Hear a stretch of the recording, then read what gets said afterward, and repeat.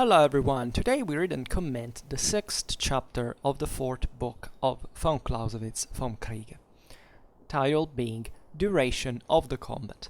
The text follows. If we consider the combat no longer in itself but in relation to the other forces of war, then its duration acquires a special importance. This duration is to be regarded to a certain extent as a second subordinate success. For the conqueror, the combat can never be finished too quickly. For the vanquished, it can never last too long. A speedy victory indicates a higher power of victory. A tardy decision is, on the side of the defeated, some compensation for the loss. This is in general true, but it acquires a practical importance in its application to those combats, the object of which is a relative defense. Here the whole success often lies in the mere duration. This is the reason why we have included it amongst the strategic elements. The duration of a combat is necessarily bound up with its essential relations. These relations are absolute magnitude of force, relation of force, and of the different arms mutually, and nature of the country. 20,000 men do not wear themselves out upon one another as quickly as 2,000. We cannot resist an enemy double or 3 times our strength as long as one of the same strength. A cavalry combat is decided sooner than an infantry combat, and a combat between infantry only quicker than if there is artillery as well. In hills and forests we cannot advance as quickly as on a level country. All this is clear enough. From this it follows, therefore, that strength relation of the 3 arms and position must be considered if the combat is to fulfill an object by its duration. But to set up this rule was of less importance to us in our present considerations than to connect with it at once the chief results which experience gives us on the subject. Even the resistance of an ordinary division of 8,000 to 10,000 men of all arms, even opposed to an enemy considerably superior in numbers, will last several hours if the advantages of counter are not too preponderating, and if the enemy is only a little, or not at all, superior in numbers, the combat will last half a day. A corps of 3 or 4 divisions will prolong it double the time, an army of 80,000 or 100,000 to 3 or 4 times. Therefore the masses may be left to themselves for that length of time, and no separate combat takes place if within that time other forces can be brought up, whose cooperation mingles then at once into one stream with the results of the combat which has taken place. These calculations are the result of experience, but it is important to us at the same time to characterize more particularly the moment of the decision, and consequently determination. So a brief but interesting chapter in which von Clausewitz observes how for the object of a relative defense, the length of the combat is a very important deal that can be, measured or at least taken into, in some quantitative account, observing specific indicators that bring to a shorter or longer engagement to take place, right? Given that, even in here, von Clausewitz has no absolute interest. He's just saying that on average, this is what happens, but naturally, there can be situations in which that brought to the extremes, or simply, varying depending on, which scale you take into consideration, can go in another direction, but on average, and this is what matters. So in practice, by the way, this is how the thing happens, and it's fascinating because from one side, naturally, he lists this series of technical, but sometimes even banal, indicators, like, I don't know, that a wooded terrain is a place where troops march more slowly, right? This, in fact, he doesn't even explain the reason, which is self-evident, but we should never lose track of the main point of this, that, as he explains, is why he inserts this the duration of combat as a strategical notion, because properly the intention to give battle, right, so to make passing strategy into tactics, it depends on this, right? It depends on how quickly the battle is over. And so let's simply read it. So, duration of the combat. If we consider the combat no longer in itself but in relation to the other forces of war, then its duration acquires a special importance, right? So it's not just a matter of having, a lot of troops, let's say, banally, but, being able to defeat them, for example, all of them in detail, right? One section after section, right, is a strategy in many ways, and this depends on speed, right, banally. Right, and of course, combat in itself has always, as we have seen, a strategical meaning, so that we have to know why and how we're going to fight that battle, and what we expect to obtain in the bigger picture. And this is something that naturally influences combat from dynamics that are not tactical. Right, you may have to simply sacrifice one unit to remain on the field as long as possible, just for giving time to another to arrive, for example, or to go away. And you see there that the duration of the combat acquires a very powerful strategic importance. Von Clausewitz writes, this duration is to be regarded to a certain extent as a second subordinate success. Right, so that's probably a goal. Right, we have to think of how long is that gonna last, right? Especially if you study ancient or medieval warfare, but this is something that probably is more evident since Napoleonic times. You rarely have, in fact, from Napoleonic times, as in contrast to this, you rarely have from the sources the perspective of the, say, of the strategical depth. Right, it's rarely explicitated in some ways. You have to calculate it essentially by yourself, and you at that point you will understand fundamentally why it's the case that a particular movement or action is important, right? But even tactically speaking, and always remember here that the strategical aspect of a battle is always there, not properly as if there was probably a moment in which there's just tactics, strategy eventually is something that passes back. In fact, look at in background, look at Napoleonic warfare and see the extension of Napoleonic battlefields, for example, how much everything was won over time, right? So that's something that you rarely get from let's say the earliest historiographies that care, after all, about the battle in a climatic way and tell that do about the tactics, but tend to concentrate on this main host against the other main host, and it doesn't seem something so overly complicated.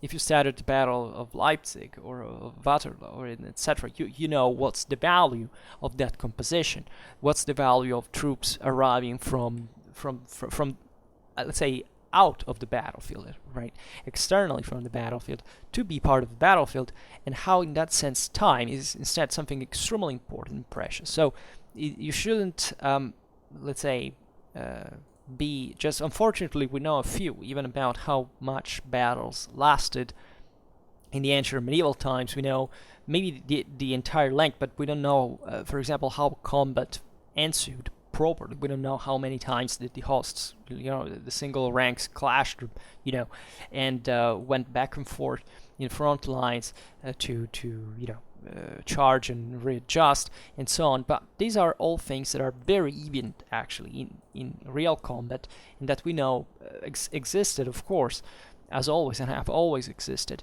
in warfare, right? And I'm telling this specifically not just because on Schwerpunkt I talk about mostly ancient medieval warfare, but specifically because we will also hopefully at some point try to expand on later. We already do, like we treat even Napoleonic warfare from some time very marginally, but still we'll have to address the major battles at some point. It's kind of a very interesting goal for the channel, but also improperly because you may want to study.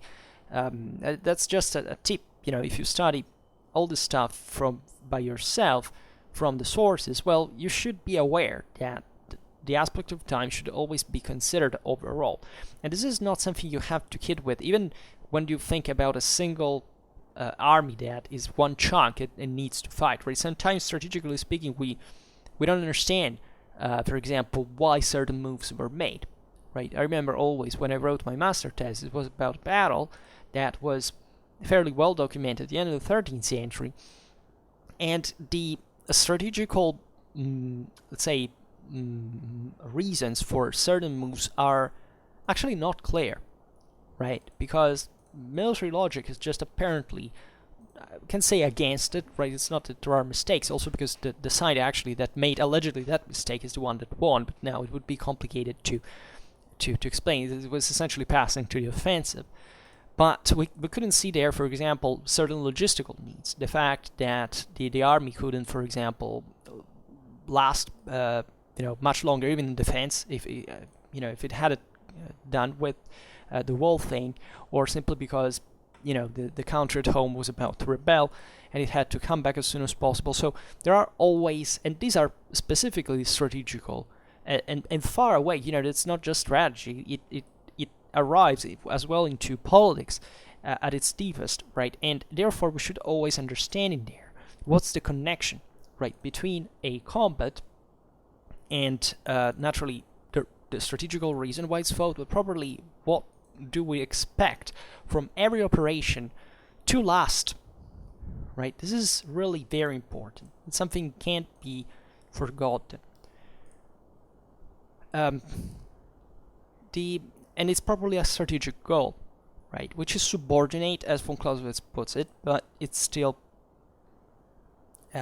part, in fact, of the whole, right? It's connected to the first objectives. And von Clausewitz writes, for the conqueror, the combat can never be finished too quickly. For the vanquished, it can never last too long, right? This is very evident, right? If you are attacking, or for whom has the more positive intent, that as we have seen from the previous chapter, actually is connected with the positivity, in fact, of the moral forces of what is going to happen. It's not going to delay. In fact, it wants really to get over with. Generally speaking, who begins a war has more interest to have it finished as quickly as possible, right? It's for defense that from the other side that evidently the thing is not as much as that. It could be, we're talking about in strictly military terms, it could be for political reasons, it could be for whichever reason can arrive to interfere with the military spectrum, but properly and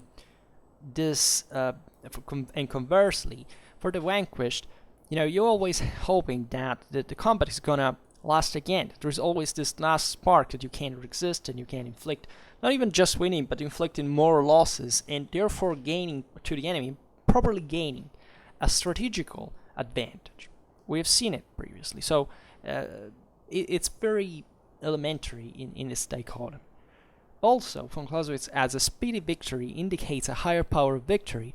A tardy decision is, on the side of the defeated, some compensation for the loss. Right? This is another very important aspect of this. If you really want to crush your enemy, the quickest it happens, quicker it happens, the better it is. Right? Von Clausewitz is, we don't repeat it all the time, so von Clausewitz is really for, if you really have to use violence, use it in the most striking way, so that it finishes immediately, and there is no continuation of that further losses in absolute terms that could be avoided. This is extremely significant in the whole economy of war, right? So that obviously a defeat is greater the quicker it's achieved. Right, if you start, if the enemy starts spawning on the field, you have to pass, there are setbacks, etc. Usually things are not going so speedily, right? And also, naturally, an enemy that is being defeated, that sees that there is still room on the field for putting up some resistance and inflicting losses on the enemy, as we've seen, is actually a very positive thing for him in the broader failure, right? And as we've seen, the outcome of a combat can influence dramatically not just the strategical situation, but properly it can be a tactical success is not necessarily a military success on the wall, right? And more specifically, a strategical one, because in relation to between tactics and strategy, because you may simply have lost more than what you have taken away, destroyed to the enemy. So that's not a success, right?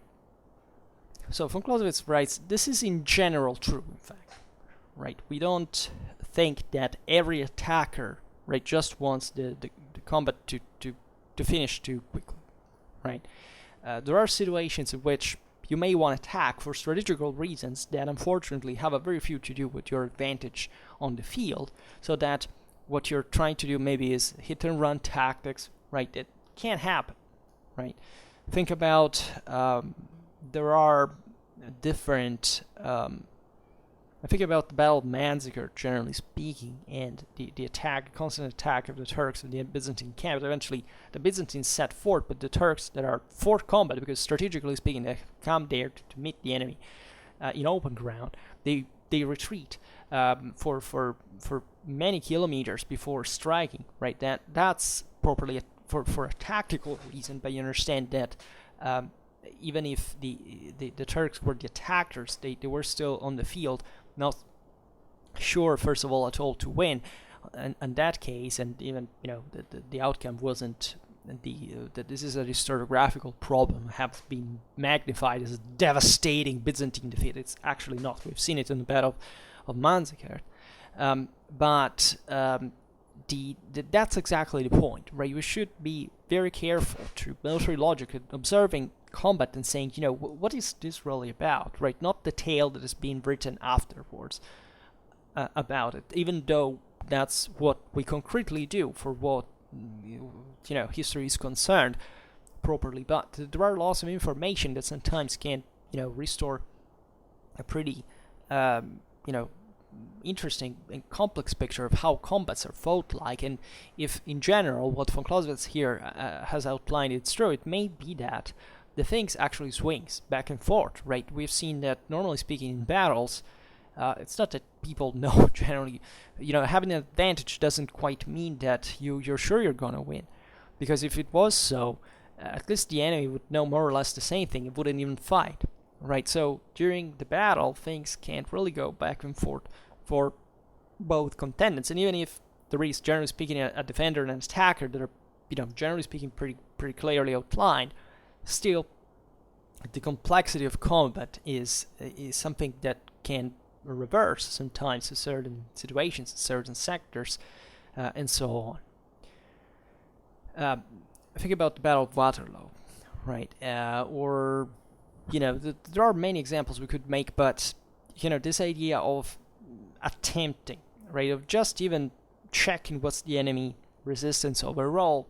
But anyway, we'll analyze this when time will come. For now, Foucault says this is in general true, but it acquires a practical importance in its application to those combats, the object of which is a relative defense. So what's the deal actually? It's exactly what we're pointing out now, that there are situations in which, of course, we are sometimes even forced to be the defender, or simply because it's more convenient to us, right?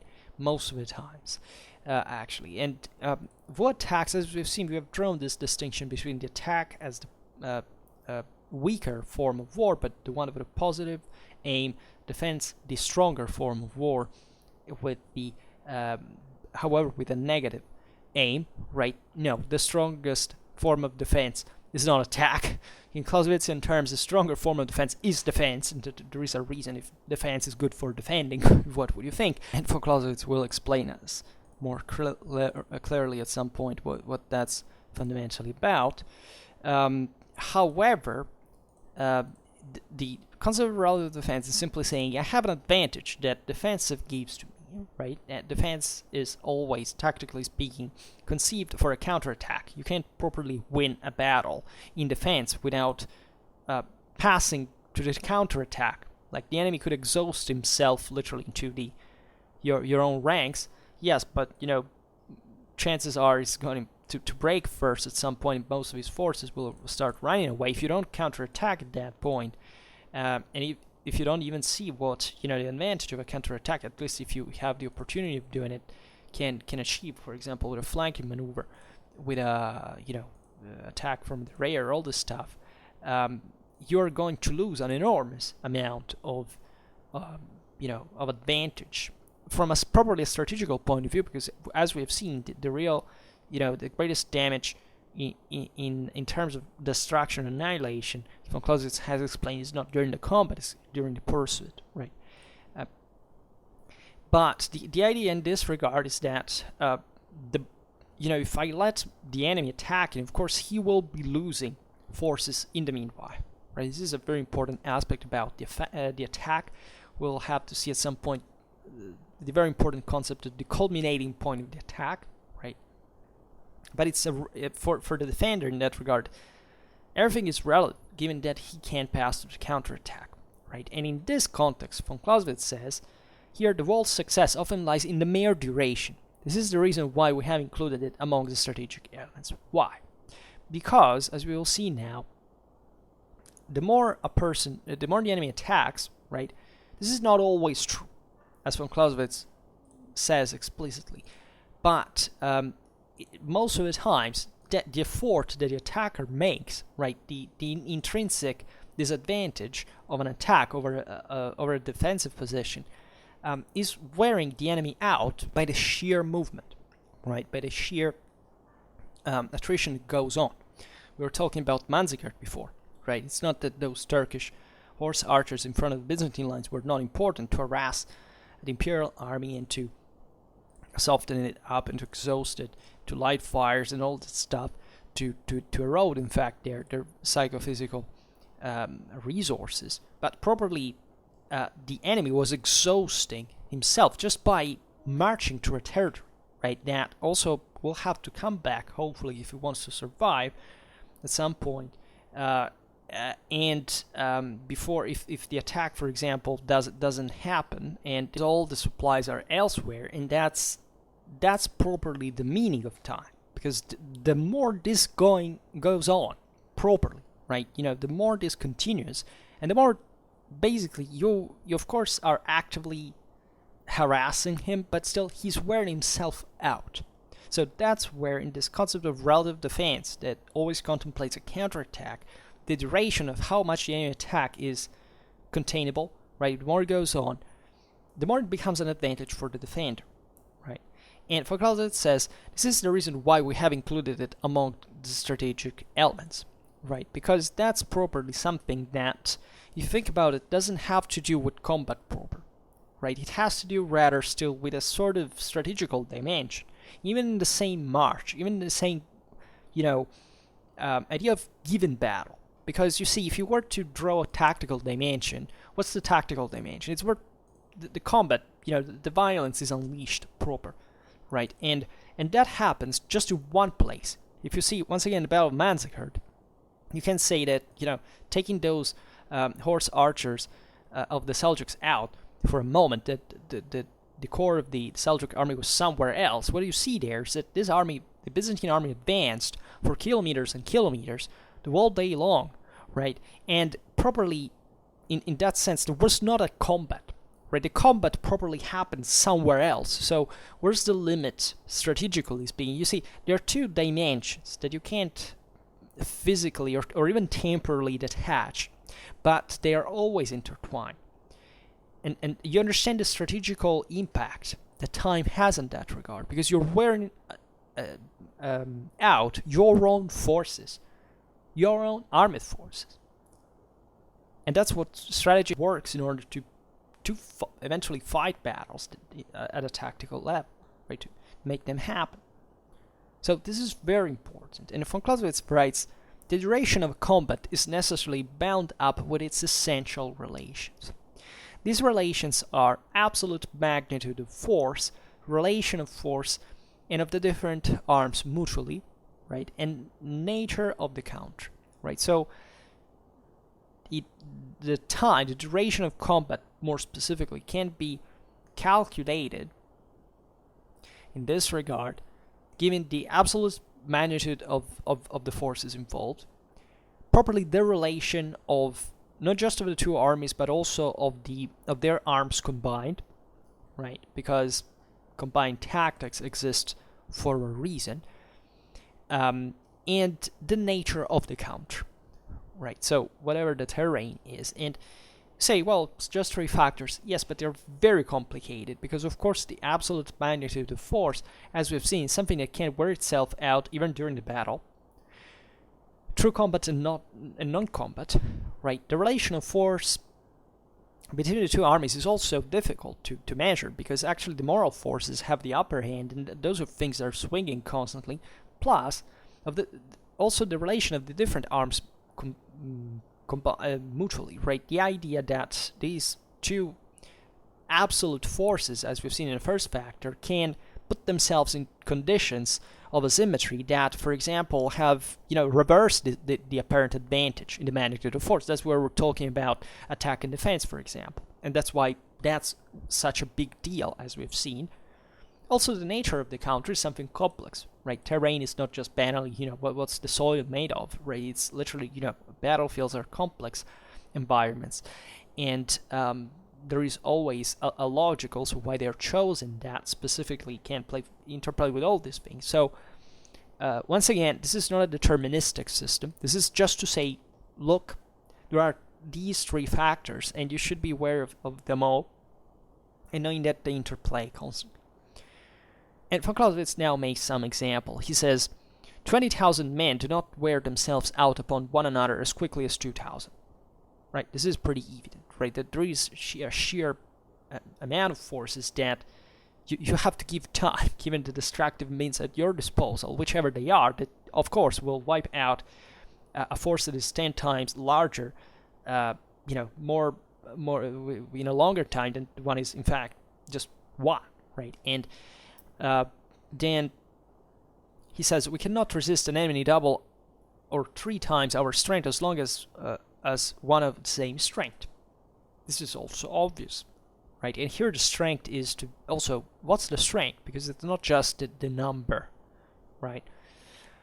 And that this is very important. It's also giving the concentration of forces. As we were saying before there, combined arms are something that you use exactly to multiply, in a sense, the concentration, at least of the violence you unleash in a single place, or at least, using them in a concerted way that will ultimately gain a greater result than the absolute sum of the two.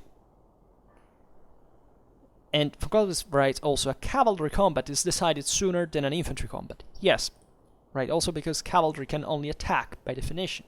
Infantry can do a whole lot of things. And a combat between infantry only quicker than there is artillery as well, right? And this is obvious as well because artillery pounds the enemy formation. If it's not there, it's gonna you have to wear the enemy out literally at either von Clausewitz time with muskets, and it takes more time. And that's another example of combined arms. What the difference that it makes they make when they aren't. It says, in hills and forests we cannot advance as quickly as on a level ground. Right? All this is clear enough. I mean, we don't have to explain why a tougher terrain naturally makes things lasting longer, right? And this is just as if these are just factors. That doesn't mean that von Clausewitz is saying, there is a way to calculate exactly how the thing will go, right?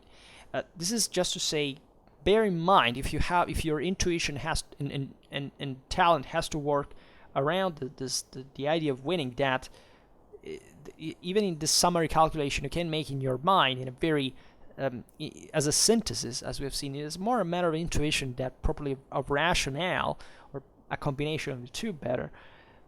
Just take these factors into consideration, and it's very difficult to deal with this, right? The history of mankind is being changed sometimes by one single aspect of these ones, right? We'll make more examples, but think about, I don't know, if at Waterloo in Belgium, that say that's a usually rainy moment of the year, but it had not rained, right? It's not said that Napoleon would have won. Actually, probably there were a couple of other factors that prevented him from doing so. But the famous ricochet fire on the British lines. At that point, it was unachievable because the terrain was too soft. The cannonballs was simply just stuck in the mud, not bounce, and that's a big deal, and that surely influenced also the various cavalry and infantry charges that took place during the battle and so on. But von Clausewitz writes, "From this it follows, therefore, that strength, relation of the three arms, and position must be considered if the combat is to fulfill an object by its duration." Right? We can't go to battle and thinking, these factors after all have nothing to do with the duration that I expect, right? For my army to last, right? This is objectively, I don't know about you, but it's something I rarely think of, exactly for the reason I was telling you about, because sometimes we just don't know whatever the hell they expected, right? Of course, you can have an idea of how long the combat might have taken place, so that's obviously a variable that you always take into consideration. But to me, one of the most important aspects, how did a battle last, right? But not necessarily we know historically most of the times how much did generals think that battle could last in the first place, especially in older times when sources simply do not state that. And Napoleonic era, in fact, was something after all quite new, given the level of documentation also from just up to a relatively few time before them. And von Clausewitz says, "But to set up this rule was of less importance to us in our present consideration than to connect with it at once the chief results which experience gives us on the subject."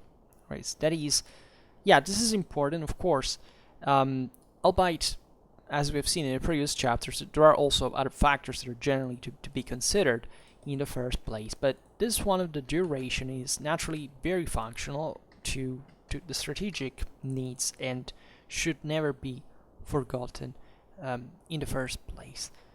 Then von Clausewitz writes, "Even the resistance of an ordinary division of 8,000 to 10,000 men of all arms, even opposed to an enemy considerably superior in numbers, will last several hours." Right? Talking about von Clausewitz times in this specific examples, of course. It says, "If the advantages of counter are not too preponderating, and if the enemy is only a little or not at all superior in numbers, the combat will last half a day. A corps of 3 or 4 divisions will prolong it double the time, an army of 80,000 or 100,000 to 3 or 4 times." Right? So this is probably multi-days battles that we see. Think about Leipzig. Think about various engagements were protracted for multiple days in a row, and that were exactly in this cases, the duration of the combat was more evidently a problem. Right? Then Clausewitz writes, "Therefore the masses may be left to themselves for that length of time, and no separate combat takes place if within that time other forces can be brought up whose cooperation mingles then at once into one stream with the results of the combat which has taken place." Von Clausewitz knew something about this from his military experience. If you look at his secondary but definitely not non-important role at the Battle of Waterloo, you understand that. And so this is obvious. Like, of course, it's that boundary, let's say, that middle ground between strategy and tactics, if there is anything such a thing, but won't properly transition when troops enter combat, right, from somewhere else, and this combat can be reinjected so that generally speaking, that units of this size, we've seen divisions, army corps, and so on, are big numbers in the range of thousands, tens, hundreds of thousands. Now, you know that at least given a certain time military history, there is that given time it takes, even if things go the worst way, to wipe them out, in between which it's not realistic that collapse is going to happen, right? So you can count specifically on that for your strategic moves. And this is dramatically important. Think about the march of the French army during the Schwarzwald in 1805. Think about, all of these, and this, what's really important here is that the greater combat is, this is the point von Clausewitz is really making by scale, these examples, is that the more this time is long, right? It may sound kind of banal as well, but it's really not. For the same way you can conceive combat itself, it's not just a strategical problem, it's also tactical. Because naturally, it can make troops, fighting for some reason. Reinforcements are arriving, right? And that can boost their morale, right? So, as we have seen, tactics and strategy never get detached from one another at every given moment. And von Clausewitz says, these calculations, in fact, are the result of experience, but it is important to us at the same time to characterize more particularly the moment of the decision and consequently determination. Right? It's exactly because these things are important that in many ways we are actually bound to them. Right? The larger the engagement is, and actually also the least room for change we have. This is also another big point, right? So that big disasters can really arrive, on a longer time, and this doesn't necessarily mean that since there's a longer time to cope with them, that we have more chances of succeeding. It's quite the contrary, right? And this gives for smaller engagements naturally also the realization that greater feats in relative terms are possible regarding these forces that we have analyzed. So the thing is definitely very, very important to assimilate as a concept. And this is pretty much it. I think it was clear. I don't think this chapter gave any problem interpretation. It's very fine. It gives this idea of just historically speaking how long can a division and an army corps last in the field as a minimum time. And especially we have stressed the importance of properly the duration of combat for the sake of strategy proper. So, I just hope that you enjoyed this video. If you did, please share it. Otherwise, leave a like or subscribe to my channel if you're interested in my upcoming contents. And for now, I thank you heartily for listening to me. I wish you a nice time and see you next time. Bye.